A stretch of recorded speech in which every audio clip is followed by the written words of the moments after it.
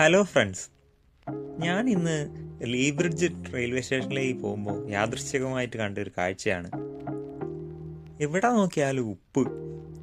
ഇതെന്താ ഉപ്പ് മഴയോ?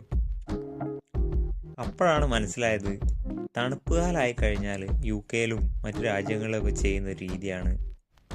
നിരത്തുകളിലും റെയിൽവേ സ്റ്റേഷനിലും ആളുകൾ നടന്നു പോകുന്ന വഴിയിലൊക്കെ ഇതുപോലെ ഉപ്പ് വിതറും. ഈ ഉപ്പ് വിതറുന്നത് സത്യം പറഞ്ഞാൽ നമുക്കൊരു വാണിംഗ് ആണ്. വരും ദിവസങ്ങളിൽ നല്ല രീതിയിലുള്ള മഞ്ഞ് വീഴ്ച ഉണ്ടാകാനുള്ള സാധ്യതയുണ്ട്. മഞ്ഞ് പെയ്തു കഴിഞ്ഞാൽ ആളുകൾ നടക്കുമ്പോൾ സ്ലിപ്പായിട്ട് വീഴാൻ സാധ്യതയുണ്ട്. അപ്പോൾ അത് തടയാൻ വേണ്ടി ഐസ് കട്ട പിടിക്കാതിരിക്കാൻ വേണ്ടിയിട്ടാണ് ഇതുപോലെ നിരത്തുകളിലൊക്കെ ഉപ്പ് വിതറുന്നത്. ഹലോ ഫ്രണ്ട്സ്, ഞാൻ ഇന്ന് ലീ ബ്രിഡ്ജ് റെയിൽവേ സ്റ്റേഷനിലേക്ക് പോകുമ്പോൾ യാദൃശ്ചികമായിട്ട് കണ്ടൊരു കാഴ്ചയാണ്. എവിടെ നോക്കിയാലും ഉപ്പ്. ഇതെന്താ ഉപ്പ് മഴയോ?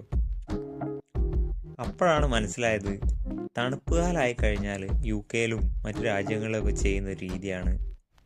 നിരത്തുകളിലും റെയിൽവേ സ്റ്റേഷനിലും ആളുകൾ നടന്നു പോകുന്ന വഴിയിലൊക്കെ ഇതുപോലെ ഉപ്പ് വിതറും. ഈ ഉപ്പ് വിതറുന്നത് സത്യം പറഞ്ഞാൽ നമുക്കൊരു വാണിംഗ് ആണ്. വരും ദിവസങ്ങളിൽ നല്ല രീതിയിലുള്ള മഞ്ഞ് വീഴ്ച ഉണ്ടാകാനുള്ള സാധ്യതയുണ്ട്. മഞ്ഞ് പെയ്തു കഴിഞ്ഞാൽ ആളുകൾ നടക്കുമ്പോൾ സ്ലിപ്പായിട്ട് വീഴാൻ സാധ്യതയുണ്ട്.